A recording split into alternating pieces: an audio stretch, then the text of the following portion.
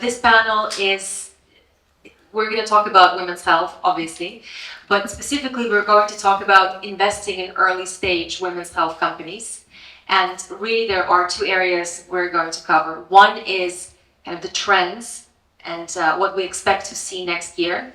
And then the second part we're going to cover is evaluating companies and what are the different metrics, approaches, how to think as an angel, how to think as an early stage investor, what are later stage investors thinking as companies are rising up. So trends and then company evaluate. I'm going to first introduce this amazing panel to you. First, we've got Jess McCready from Octopus Ventures.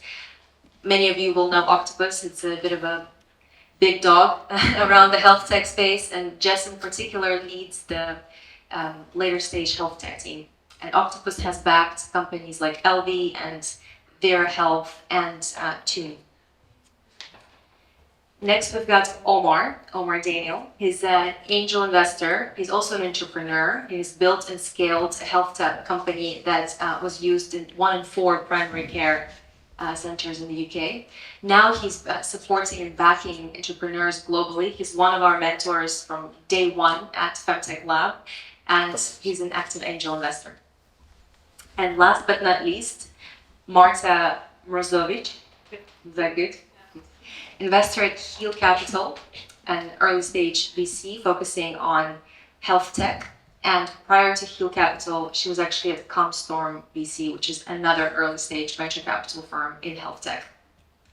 So, round of applause for the group.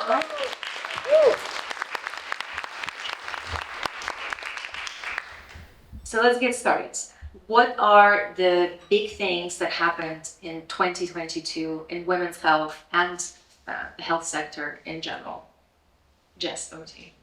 Well, firstly, thank you so much for having me. I'm so delighted to be here, and I really love the pitches that we've seen so far. Firstly, what a year. It's been a bit of a strange and very volatile year. Like across venture capital more broadly, particularly in health tech, we've seen volumes drop by about 45%, which is a huge drop off in what was a peak year in terms of total investment volumes last year. And really, unfortunately, FemTech or female-focused technology has been one of the worst hit. So it's been a quite disappointing year in terms of total investment volumes, but I think on the more positive side, we've seen quite a lot of interest from an M&A and sort of exit perspective. And we've had some really exciting acquisitions from the likes of Holland & Barrett acquired Parla, which was a great data point for us to look to. And then last year as well, of course, we had reaching the unicorn valuation point, which sadly, but we do look at data points to get comfortable, as investors as to how big companies could reach at scale. So I think on the back of what's been a really difficult year from an investment perspective, there's also quite a lot to be excited by in terms of good data points in the industry. Those are playing my angel, please. Great. Marta, Omar, would you like to add? I'm happy to talk a bit about.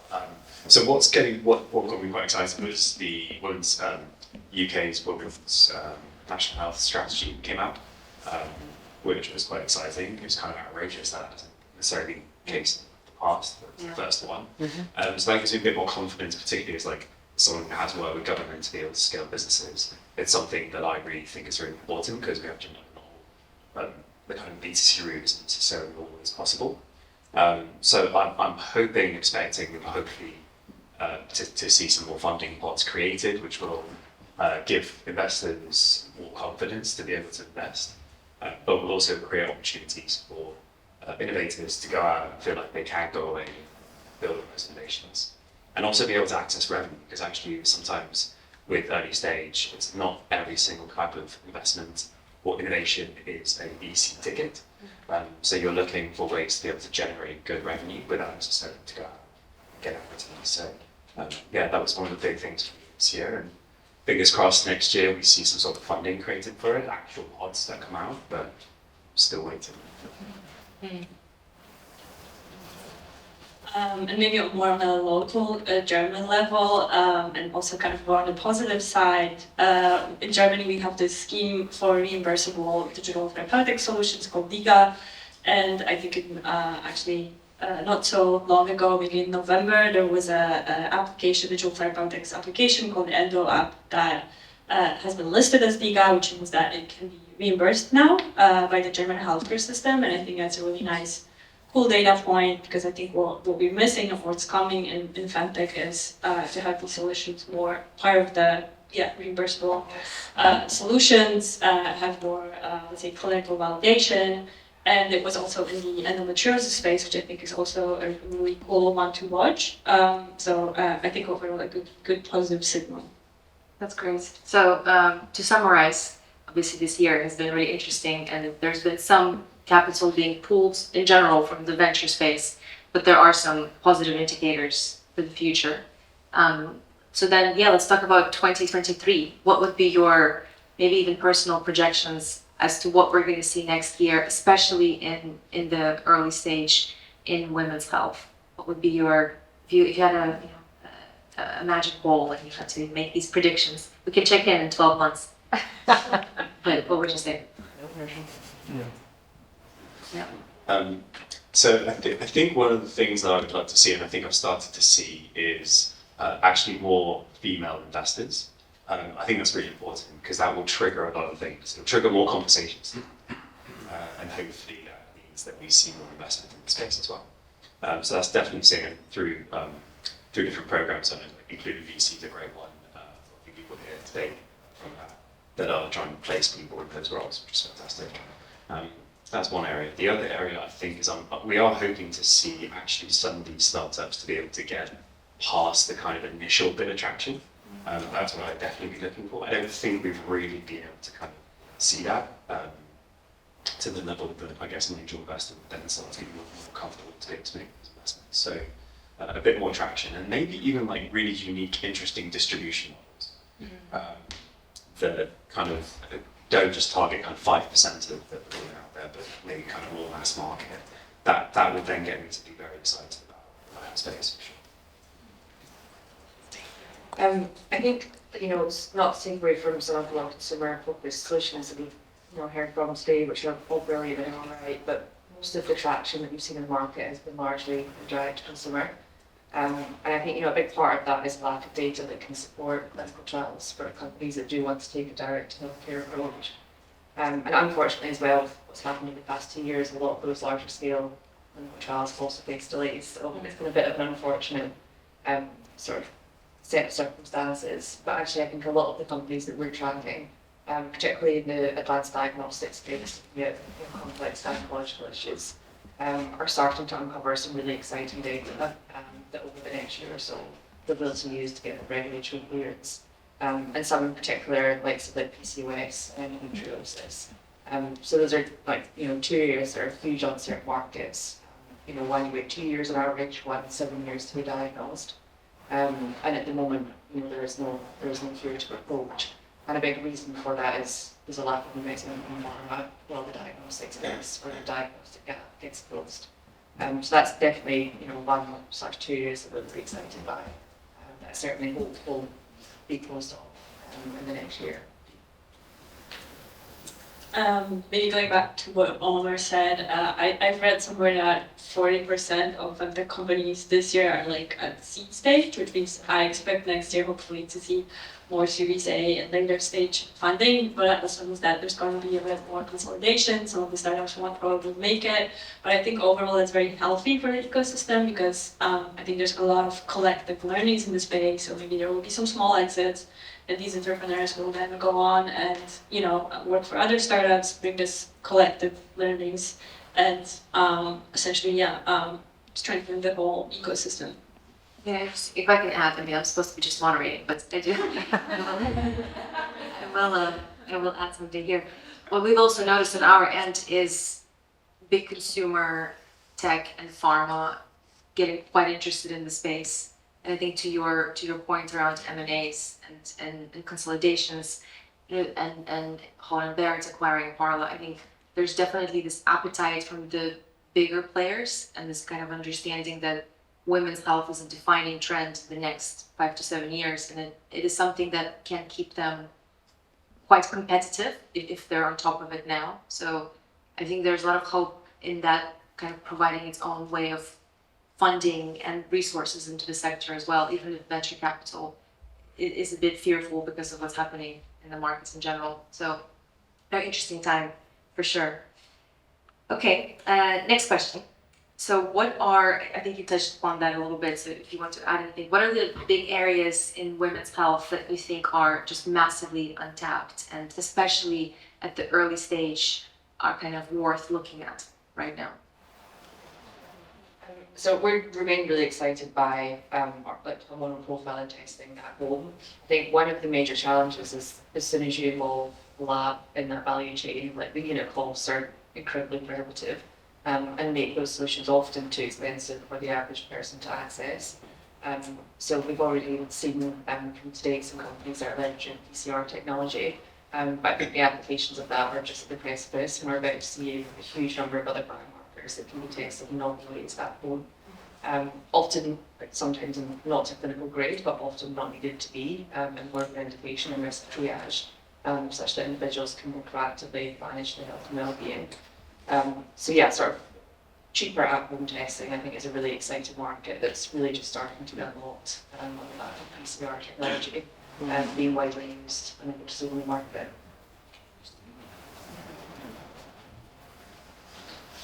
I think I mentioned endometriosis. I think we're kind of hopefully finally moving just beyond, let's say, family planning and fertility itself, but also looking at menopause, PCOS, endometriosis, or even in the context of fertility, also thinking about this, how can we help make, let's say, fertility treatments more accessible, because at the moment they're very, very expensive. And how can we also think about fertility more holistically and earlier than, let's say, the way we're thinking about it now, right? When it comes to IVF cycle. So I've seen a couple of really interesting startups that are kind of helping women take the step back and think about these issues much earlier. I'm really interested in data collection. So actually, what are the innovations that we're gonna force or encourage organizations to start to record data in a really different way? I don't see huge amounts in that space. I'm not sure what that might even look like, but that would get me very excited, because then all of a sudden we're starting to collect a more equitable kind of data set. And then is there a way of getting the government again to create policy to be able to make sure that companies have to go away and to the way that they collect and analyze the data? And can be controversial enough to even go back in time and go, actually, have you tested this drug in the right way? That might be a bit too outrageous to go and force companies to go back and do that. But theoretically, I think we should be doing it. Actually, a follow-up question on the data point. When you look at startups, are you looking at their way or their data strategy long term? Again, given that there's so many gaps in women's health when it comes to data, and very often entrepreneurs are having to kind of start from scratch. Are you evaluating that? Are you looking at that? Are you expecting founders to think about their data strategy long term? Tricky, because it's so early, it's really hard to say. And also, the reason to collect data is to be able to do good work, but also there might even be some value in that data to be able to go and sell it into a biobank or whatever that might be. But so early days that I think it's quite difficult to see. But I think a founder who maybe thinks about that and tries to build that some way into the model would be great. But how it plugs into the wider ecosystem, I'm not sure yet. I don't think I've seen anyone that has done that. I'm saying a lot. No. So absolutely. By the time that companies come to us, often we've already acquired a meaningful data set, and often as well have another sort of class 1 medical device classification. So thinking about what does that look like from a technological roadmap perspective, if we need to get to class 2, we need to see a meaningful amount of strategy around how we're going to acquire that data. So it's huge market defensibility for a software company. 1, they already have some, and 2, they have a good view on their requirements, what's needed. I think at an earlier stage, how FemTech companies often run into this chicken and egg problem, which is in VCs who want to see the data in an early stage, whereas the startups need money to start collecting the data, right? And I think this is where angels can come in and really help with this problem. Yeah. So final comment on this is that data is absolutely essential to kind of prove the health economics as well. So like something I definitely want to be able to see more of is like being able to do a lot of thinking around like how you if you are going to go through government, for example, like how are you going to be able to justify and validate that this thing is going to make sense? Because I think if we can see like one company that's been able to crack that and actually be able to scale, I think that can be a kind of industry changing situation. To kind of prove that that could be possible. Interesting. I think on that as well, particularly within regulated health tech, like NICE, who are the sort of the quality hallmark in the UK, so it isn't actually NICE, it's National Institute for Care Excellence, but it's a bit of a funny acronym. So they work with the regulator or sat alongside the regulator to give a quality hallmark to say, like, yes, this company meets a certain level of like efficacy, and yes, the healthcare economics make sense from a public healthcare perspective. And for many years now, it's been incredibly difficult to achieve the quality standard that they want to expect from a sort of a care excellence perspective. But actually, over the last year, we've seen them start to look at early access programs, which are accelerating access to their quality stamp, which in the UK is starting to make already quite a meaningful difference. Because often healthcare providers will expect to see their stamp before they have to use them and purchase them. So historically, it's taken many months to get their quality stamp, whereas they're looking at an early access program that can help companies do that within a much shorter time frame, like 6 months. Okay. Let's move on to evaluating companies. So when you look at an early stage startup, what are the metrics you look at? What are the signals you look for? How do you evaluate a company? Again, for the benefit of both the entrepreneurs in the room, but also other investors in the room, based on your experience. Marta, let's start with you. At Comstorm, we used to look at a lot of pre-seed and early seed deals. So we actually co-invested quite a lot with the angels. And at that stage, we don't usually have the metrics that later stage investors look at. So the companies are pre-revenue or sometimes even pre-product. So what really matters in early stage investors is obviously the founding team. That's kind of number one factor for us to evaluate. We're thinking about how can they execute,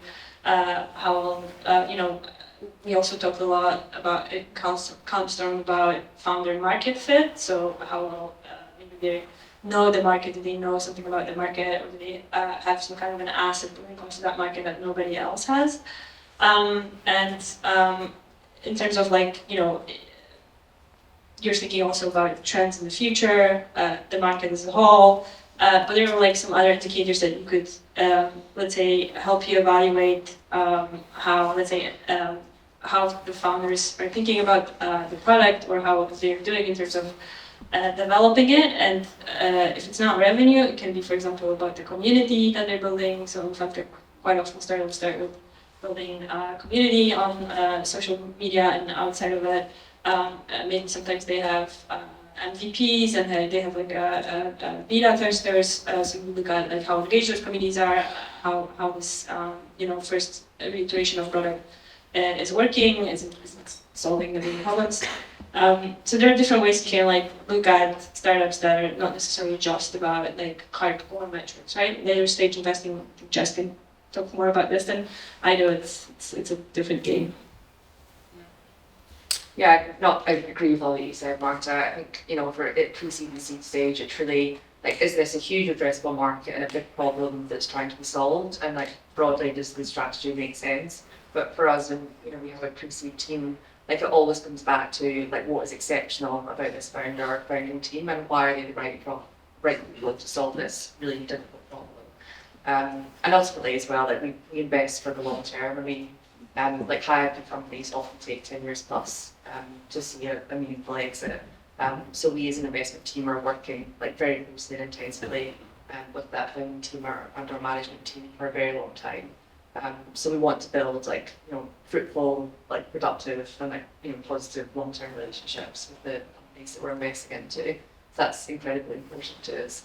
And then at a later stage, it's probably a good angle to speak from in terms of what we would look for in order to invest in a company. that maybe has been supported at an earlier stage by angels. Like VCs, our model is one of like looking for outliers. So we're looking for companies that have, often like a 10 billion plus global market opportunity, like unit economics that can scale, like incredibly attractively. Like software investors will often look for a 70% gross margin, and then excellent sort of traction from a revenue growth perspective. I think like what was good from a revenue growth perspective last year is probably different to this year, and that we're looking for much more sustainable growth. But certainly the realms of like 2 to 3x like year-on-year revenue growth is like sort of top tier as an industry. And then the sort of the fit for the product, the management team does not go away. That only becomes more important, but it's spread across a broader group of people. So looking at people in the executive team that have been able to manage exits successfully before, that have worked at very fast growing companies and know what the challenges that can feel like that come with that.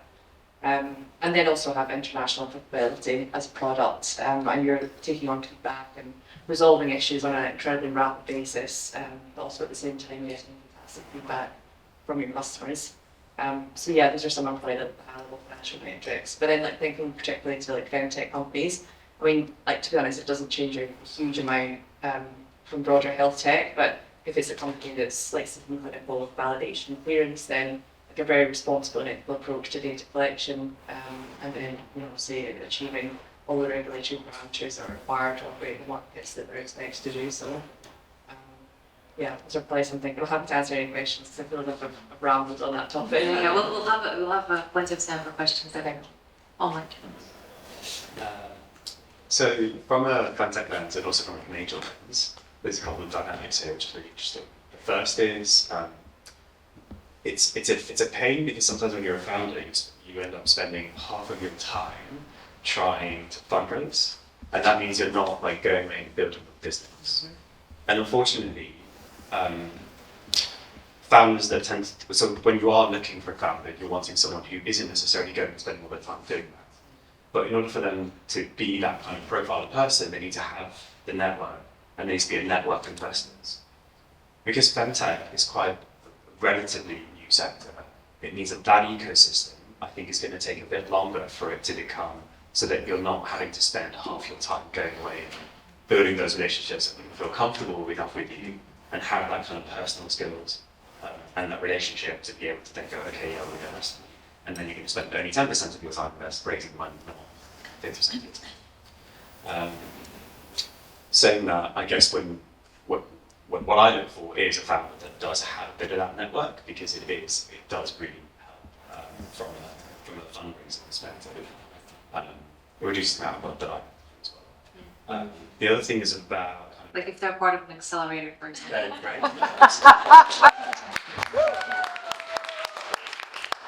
50% of the answer. We pre-plan.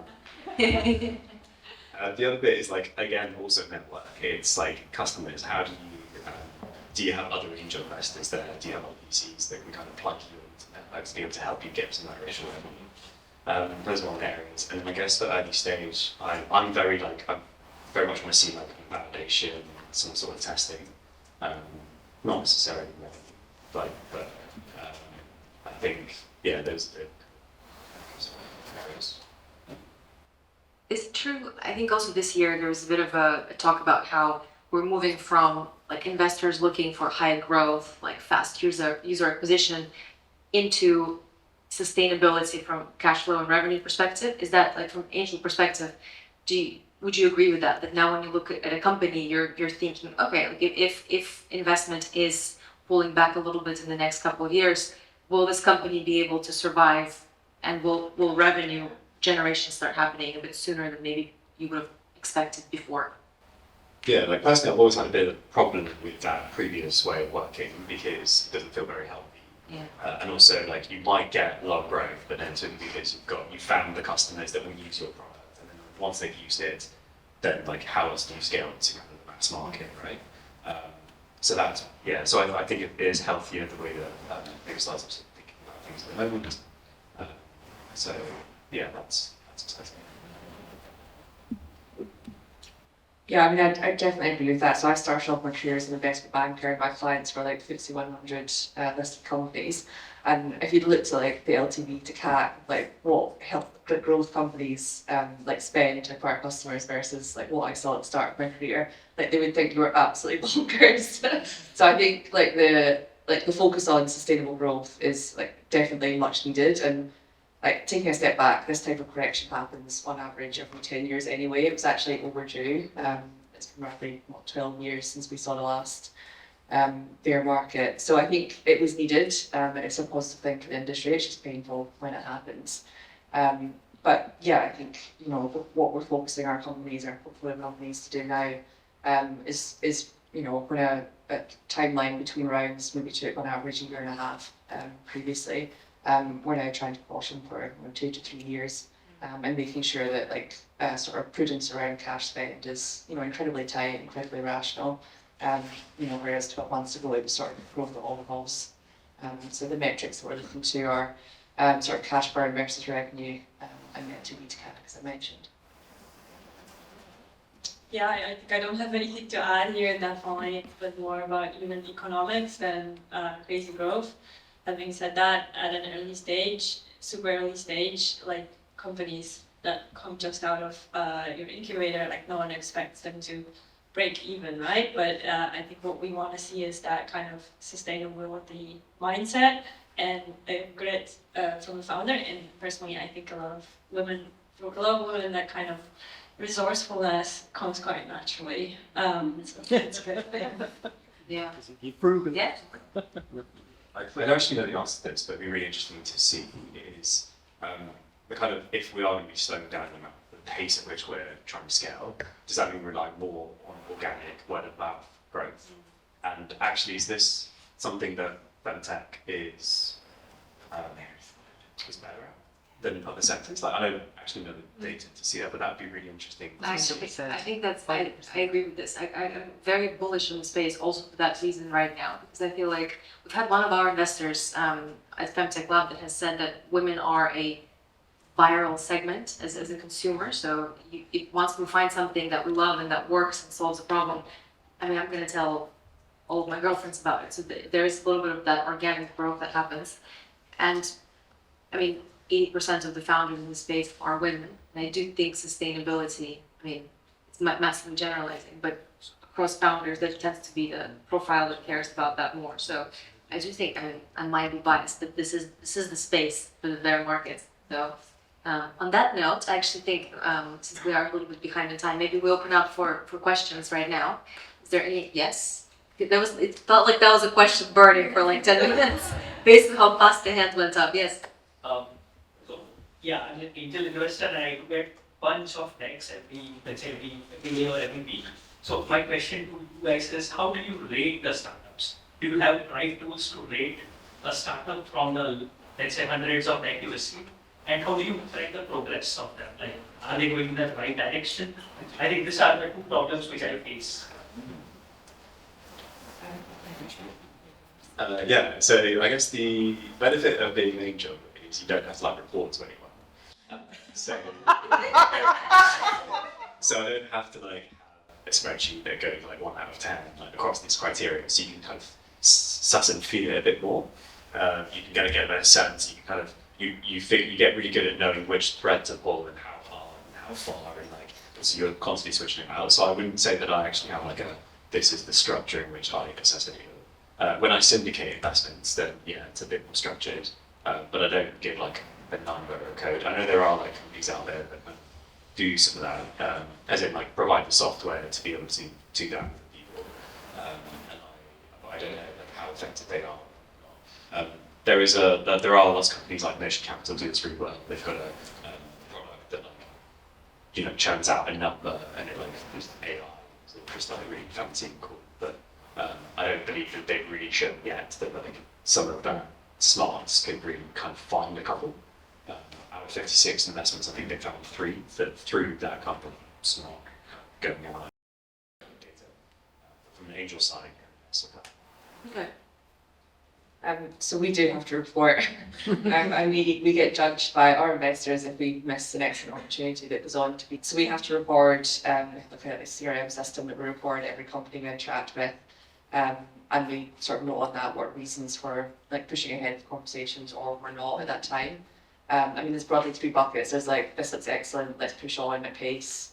Second is, it looks okay, but maybe needs a bit more traction or progress before it would be fit for us. And we like try our best to give like useful feedback to every company that we interact with, so that they can like take that on board and decide to use it or not. And third, which is probably the rarest, just doesn't feel like a good match for us, and like they've misunderstood like what we do. And in that case, we let them know that like very squarely, but we're not a fit for what they're building. But yeah, across the board, we try and give useful feedback. So I think on like what good looks like, I mean, it depends what like sort of sub-vertical within health tech that we're looking at. Like how competitive the landscape is, like how well the team have shown that they understood the proposition from like what's in the deck.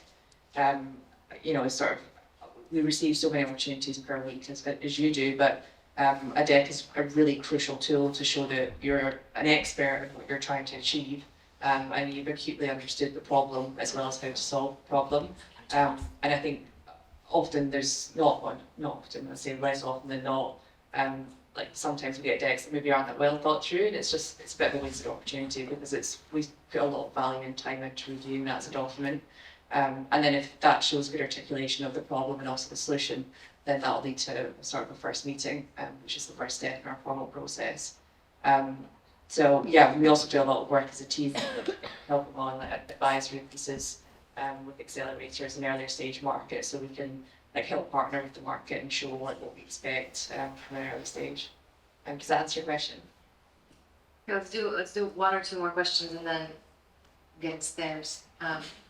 Okay, cool. Yes. So you just mentioned that there's a move away from high growth towards sustainability. How do you think valuations will affect this result? Yeah, they will definitely go down. I think they've already gone down. We were actually having this internal discussion at HEAL that we haven't seen the valuations go down that much yet, but I think that's because 2022 has really been a difficult year, and I think what happened is that a lot of founders who could choose not to fundraise are kind of waiting this out. So there's probably a group of like really good companies that can fundraise, and in that case I think the valuations probably are still quite attractive, and there's probably like a long tail of companies that don't have a choice and they have to fundraise because they're running out of money and when they see the valuations going down. But because of that middle, I think is holding back. We haven't seen as an average like a huge drop yet. That's at least my impression. Interesting. Yeah, we've already seen them drop. To my point earlier, I think valuations were incredibly frothy this time a year ago. So, I don't think it's necessarily a bad thing, but obviously it feels quite painful for founding teams, which I get. In numbers terms, I'd say roughly about 20% that they're down on the year. It's probably my main takeaway. You don't say. To add to this, what we've also seen is that teams went out with, let's say, more ambitious goals in terms of how much they wanted to fundraise, and then had to scale back, sometimes even by half of how much they eventually will fundraise.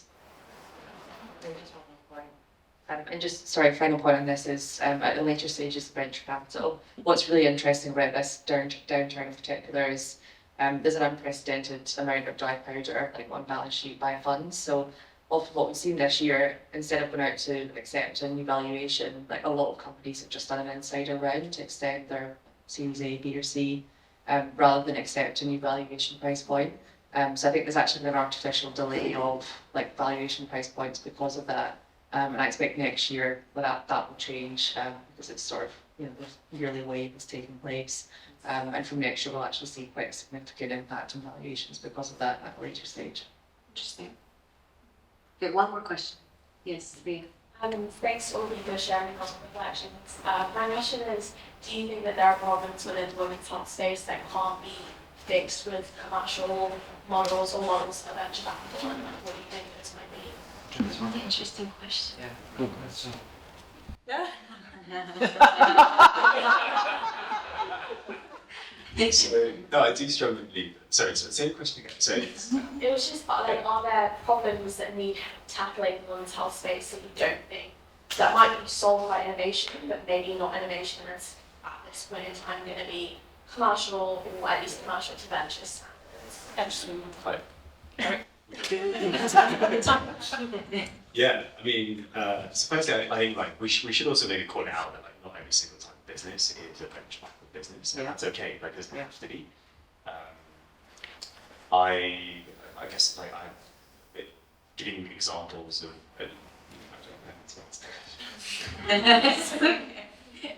I think what you said earlier about like a data gap, I think that holds a little bit the answer to me, because I think there's an excellent book called Invisible Women that came out a couple of years back, and essentially when I think about this huge data gap, not only in healthcare but other aspects of life, when you think how do we want to plug this gap, is it necessarily with VC money? Probably not, right? As a society, we definitely will benefit if that gap is plugged, but we probably can do it and should do it, not necessarily with just profit in mind.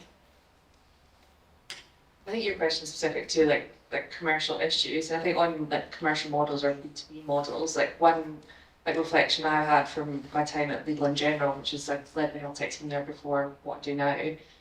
I would often like be responsible for helping like triage like what opportunities as a large employer and also a large financial services provider to employers, like good health tech companies that either we should use for our employees and or our group protection business should use for their corporate customers. And time again, like large employers have fatigue when it comes to like procurement. Like HR teams like often want a solution that works for everyone and is inclusive rather than like a point solution for like, I don't know, like fertility or egg freezing, which is really difficult because it stops the problem from being opened up from an employer like reimbursement perspective. So the platforms that we've seen have the most success from that perspective are those that are as inclusive as possible. But that brings its own challenges, and then that you're trying to do everything for everyone. So it's a really difficult thing to do. But I'd say having a data first approach and being able to prove like uniqueness in your approach is maybe one way to get around that. And then I think on pharma as well, I think you and I have reflected on this in recent panels. Excitingly, we're starting to see a lot more interest from the pharma industry in having like women's health specific focused strategies, which I think opens up a great opportunity for businesses in the diagnostic space. So Organon and Ferring are probably the two that are most prolific in women's health, but there's many others. So I think those are exciting like things that are opening up rather than necessarily challenges. But I wouldn't say there's any like stark problems that for me can't be overcome, but I'm also an optimist, so. I do think, Omar, what you started to say was very on point in terms of not every model is a VC model, obviously. And it's also kind of going back to corporates and larger players coming in. With Essity, for example, they recently had an event and it was interesting to see how they evaluate plugging companies into their ecosystem and considering acquisitions. It's obviously not about the venture model, but it's more about user acquisition, solving a particular problem, enabling something. So there could be a route to an acquisition or to commercial success that isn't through venture. So I think, yeah, it would be interesting. Definitely. I just more of a fiscal question. So 1 pence in every pound is invested in female founders. We touched on it lightly. We all sitting in the space and a large of the innovation and the lives are created by incredible women, right, for understanding needs. Do you see in your VC space in conversations and how that's going to change? Because women ultimately build value-driven businesses that don't just innovate P&Ls, they innovate economies. And yet we're still sitting with this construct that only 1 pence in every pound is being invested in us. I'm curious from a VC perspective, is that a topic at the table? And how are the mandates for your VCs, and not specifically yours, but maybe your peers, what are they doing to change that? Where is that going?